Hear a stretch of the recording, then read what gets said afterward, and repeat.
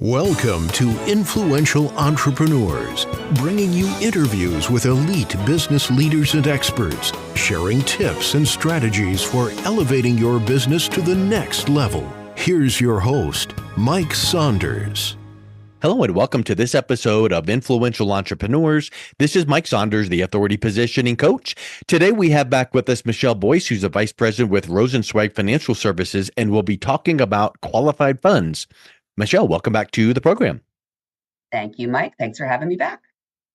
Hey, so I know a lot of times people are like, well, how much money should I have in this type of account and that kind and what percentage? And we know it's all different, but we kind of want to go, how much should we have in qualified funds? And before we kind of talk about that, define what are qualified funds? Yeah. So I like to say qualified funds is a term that we use all the time, right, in the financial services. And then oftentimes when I talk to clients, they look at me like I have three heads and like, well, what does that mean? Right? So there's really two types of funds: qualified funds, non-qualified funds. Qualified funds are your retirement accounts, right? So if you've got a 401k at work or a 403b, if you work in a hospital, that's a qualified fund. An IRA, a SEP, anything that's tax deferred where you're not paying taxes on the money today, but you're going to take it out in retirement and pay taxes then. That's what we're referencing when we say qualified funds. That's a good point. And I think a lot of times people think like, oh, I got my first job, set up a 401k. And you really don't think about it. It really is like, okay, money's going in there, but it's going in there pre-tax. So the government's never been paid any taxes on that at all. And they're actually delaying getting the taxes for many decades at some point, right? Mm-hmm. Correct. Yes. Good. So qualified funds are funds where it might be a variety of things, like you said, IRA or 401k, but where money goes in before taxes have been paid out. And that's a whole big bucket. And that's actually when you see research, I'm sure, where the government's like, okay, people that have this many gazillions of dollars in qualified funds, we need to start getting some money out of that. So when you start thinking about your retirement portfolio and putting money in qualified accounts like that, how much is too much? What's the percentage? What's the amount we should be thinking about? Yep. So I like to say 401k, IRA, all of those are great accumulators of wealth, but they're awful distributors of wealth, right? And what that means is, but when you need to start taking that money out, it's not very advantageous the way that you have to take it, right? So there's things, first of all, every dollar that comes out after you're 59 and a half, right? You have to pay ordinary income tax on. So, and that's whatever your tax bracket is at that time. So only thing we know to be true is change, right? And if you are deferring today when you're in the 20% bracket, you might be taken out at the 25% bracket. You don't know, right? So we want to use these different vehicles to save, but we don't want to save in there too much. And to getting, back to the question you asked, and because they might be saying, well, why? Why don't I want to save too much in there? And it's because when you get to retirement, right, and you have to start pulling that money out, you're paying the tax. But then even there becomes a point where the government says, well, hold on there. You've been deferring. You now have to start taking income out of your IRAs and 401ks and start paying the tax if you need it or not. And there's what we call required minimum distributions, or RMDs, right? So when that comes out, because in reality, that was instituted because the government, and they would probably never admit this, they're like, come on, we haven't gotten a dime of taxes from people for 20, 30, 40 years. We need to start getting some and make sure it's coming in. But talk a little bit about what these required minimum distributions actually are. Yes. So they're a forced distribution, and they're based off your age, but that's been a moving target, right? When I got into the industry, the RMD age was 70 and a half. Then it went to 72. As we are recording this today, it's 73, right? But then if you're born after 1960, it's moving to 75 in a year. So it's kind of a moving target, but it's the same story once you get there, right? Whatever your account value is at that point in time, there's a factor of how much you have to take out at that age. And it starts kind of low at like 3.5%, but then it increases each year. And by the time you get to your mid 80s, it's between 5.5%, 6% of the account value that you have to take out. Now, the main thing here is that you have to take that if you need it or not. Yeah. Well, that's a good point, because I'm sitting here thinking, what if someone has got a bunch of money squirreled away in, a CD or a savings account, and they sold their boat and they don't need any money this year. So they might think, I'm good. But if you don't take it, there's consequences, right? Absolutely. So the consequence used to be a 50% penalty. They changed that language a little bit in the recent amendment to the Secure Act, and I believe they took the penalty down to 25%. Very generous of them. But that's still a lot, right? Exactly. Nobody wants to pay any penalty on their own money, let alone something that high, right? So yeah, but it's exactly why you said you deferred. And the last statistic I saw is that there's something like, $12 trillion in retirement plans, and it's growing at a 10% per year clip. So the government needs to be able to get that money back in taxes, which is why the RMDs exist. Yeah. I feel like that is not something that you can just Google and go, okay, here's what I need to do. It's something where you need to sit down with someone that knows what they're doing, knows what questions to ask about your situation, and then puts together a good plan. So required minimum distributions, keyword there in all bold and 40-point font, required. Right. And I will tell you, I haven't, so I'm not sure if I mentioned this, but I work with a lot of retirees, right? Getting ready to retire in retirement. In my 20 years of working, I have not met one retiree that said, oh, I can't wait to take my RMD this year. Right? Yeah. It's always the opposite. It's the conversation of, do I really need to take that much? I don't need this. I don't want it. Is there any other options? Right. And it's kind of like, no, you've at this point, you need to pay the piper and take that out. But it doesn't give the consumer flexibility. And so when we do planning, we want to try to give them flexibility so that when you get to retirement, you can you're not forced to take income if you don't need it. Yeah. Yeah, for sure. So let's back up a little bit, because a couple questions that I thought of about these qualified accounts like the 401ks, IRAs. Talk a little bit of the planning that people should be thinking about regarding even what are some of the limitations? Like, are there limits? Can you put a gazillion dollars in some of those accounts? And what should people be thinking about even on the front end? Like if someone is younger or starting their first job or rolling their first job 401k into their second job, what are some of the thoughts around that to be prepared for it to grow? And then we get into RMD, thoughts on things like that. Yeah, so it really depends on the instrument, right? So, an IRA per se has the lowest limits, right? And right now it's, $7,000 a year. But then there's 401k, which has right now a $23,000 a year limit. But then you can do qualified plans such as defined benefit plans, which you can defer, a large percent of your income. I've got clients putting several $100,000 a year into those types of plans. So it really depends. But I have two rules of thumbs when I'm working with individuals who are still in the accumulation phase.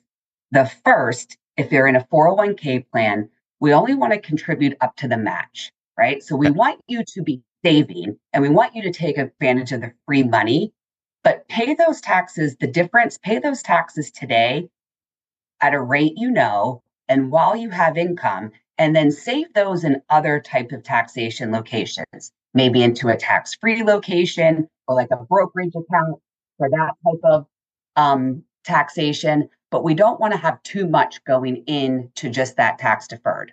So that's for someone. Yeah, so you want to stay in the habit of saving and investing for the future and all of that. But what if the employer match is, let's just call it 5%. But what if you wanted to save 15% of your income? Great. Put the 5 in that 401k, but then put more money in other types of accounts. So don't limit your saving or your investing for the future. Just limit what goes into that qualified account. Exactly. And then maybe for people that are self-employed, right? Or we're not talking like a company match. We look at how much are you saving? How much can you save? Which the rule of thumb there is you really should be saving about 15% of your annual income into your financial model. That's what gives it. That's how you're going to get to retirement. Yep. But I work with people who are just starting out saving 5% to people that are saving 50% of their income, right? Yep. It all depends. But what we have a conversation before I recommend anything is say, let's look a breakdown of where you're saving, okay? Because there's a concept that I like to show people called the tax triangle, right? So if you picture a triangle has 3 different points, right? Each of those points are a different type of taxation. There's tax deferred, like with qualified plans. There's tax free with like a Roth IRA. And then there's taxable, which is like a brokerage account. On your current savings level, what percent is going into each of those 3, right? And does it have balance? Most of the time it doesn't have balance, and most of it is into tax deferred. So I show them, we want to be able to get you to a place in retirement that you have the ability and flexibility to pull from different types of taxations. So we want to change your savings today to be a more equal split between the 3 different taxation buckets. Mm-hmm. That makes sense. Now, what about, I'm kind of trying to think, I like to think logistically, beginning of your career, do the things you were mentioning, and then it starts to grow. But before we get to RMDs, or when we get to RMDs, we need to start taking money out. So are there some ways to optimize withdrawing from these qualified funds? Because RMD percentages are a certain percent, and it's, we don't need to get into the numbers of that, but it still might mean that you sit down with a client and go, okay, we got to do this much for RMDs, but then also let's start moving money out of your qualified funds in this strategy. What are some ways to optimize that? Yes. So there's several different ways you can optimize that. First we do kind of projections and different modeling to say, okay, if you do it this way, what's your taxation look like? How much is left? How much did you get to enjoy? Then we can say, well, what if we start doing, Roth conversions along the way? Because that's now triggering that other tip of the tax triangle with the tax-free bucket. So they could do Roth conversions. And if you have a Roth IRA, there's no RMDs that are needed to be taken in the future. So that's one strategy that helps you reduce your RMDs throughout your life, which then reduces your taxes. Another strategy is just to accelerate the pay down of that IRA, right? So rather than waiting for the government to say, now you have to take it at 73 and you have to take X, what if we start taking it at 70, right? Age 70. And what if we take more than the RMD, right?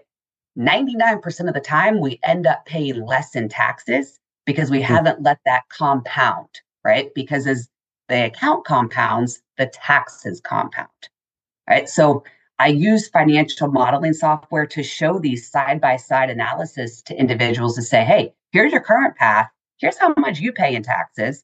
And then we'll get into how much your kids pay in taxes. But if we do it this way, here's how much you save in taxes and how much more money you have left on your side of the balance sheet. That's a great point, because it kind of is perspective, like, hey, I want to accumulate as much as I can wisely. Then I want to have enough to make it to and through retirement. That's great. But then there comes a point where it's like, okay, I have done well and I've got plenty of money to make it to and through retirement times 2. I'm good. Now let's talk about leaving money to my heirs. So what happens if funds are left in those qualified accounts when you're transferring it to your heirs? Because I know, like you just mentioned there now becomes another aspect to be considering. Right. So I've heard a lot throughout my career, right? I'm not going to need that IRA. I'm just going to leave it for my kids, right? And prior to the end of 2019, it kind of worked, right? They still inherited and had to pay the tax over the course of their life, but it's what I call a quality problem, But when the Secure Act got passed, leaving an IRA to the next generation became the worst asset to leave. Because not only do you pay the taxes during your life, but when they inherit that, your children, for example, they have to take that balance and pay it down over a maximum of 10 years, right? So if there's $1 million left in that account, simple straight math, they have to pull out $100,000 a year of income, right?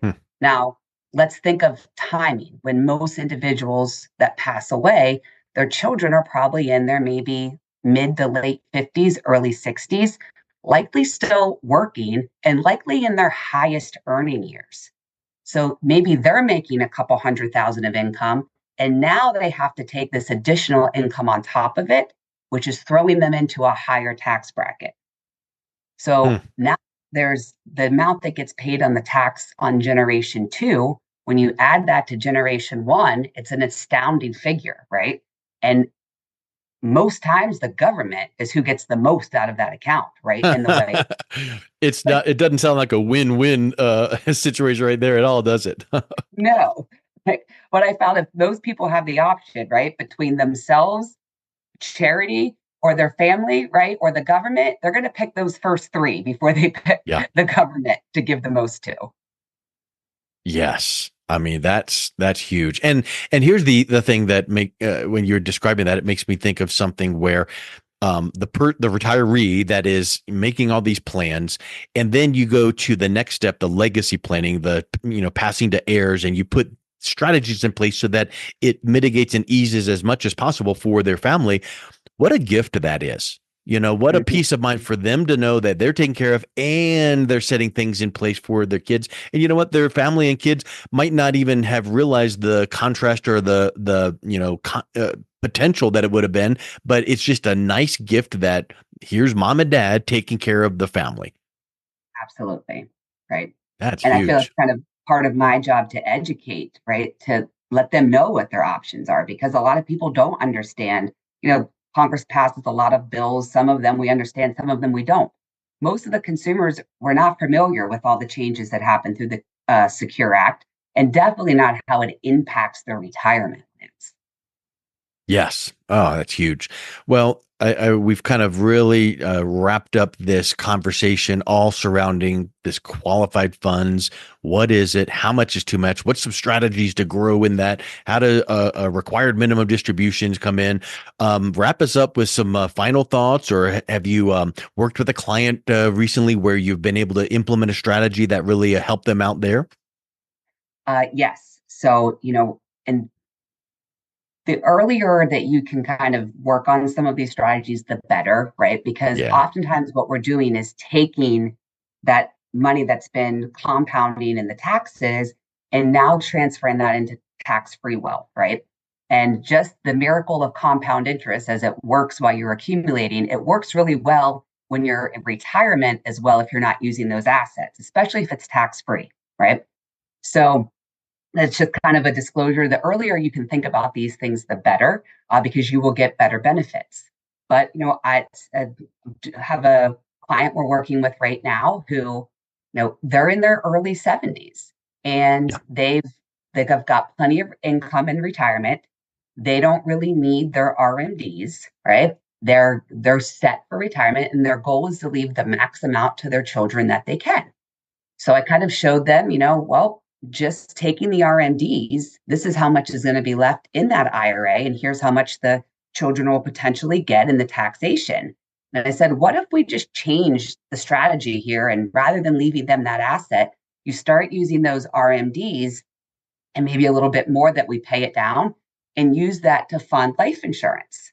And they're like, well, why would we do that? And I'm like, well, you were going to leave this asset anyway, but you're leaving it taxable. Now we're going to leave them an asset that's tax-free. And it saved them several $100,000 in taxes throughout their lives and the kids. And it ended up leaving more money on a guaranteed basis. So they're like, well, this strategy seems to make a lot of sense. Yeah, I got to take the RMD anyway. I don't need it. What do I do with it? Oh, why don't I? Yeah, that's awesome. Yeah. So just I'll tell you, this has been.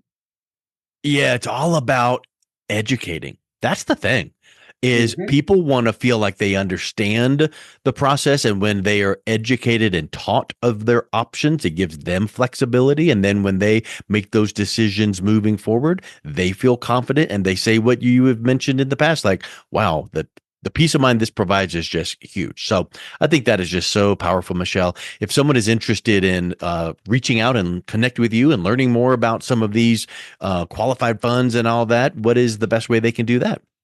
Yes, so they can look up our website, find me there. The address is www.rfsny.com. which is richardfranksamny.com. And we actually do a monthly webinar series, and they're all posted on the website as well. And this is one of the topics that I have. I think this topic's the December topic. So if they want to hear more on this topic, they can sign up for the webinar as well. Awesome. Thank you so much for coming back on. It's been a real pleasure talking with you. Thanks for having me, Mike. You've been listening to Influential Entrepreneurs with Mike Saunders. To learn more about the resources mentioned on today's show or listen to past episodes, visit www.influentialentrepreneursradio.com.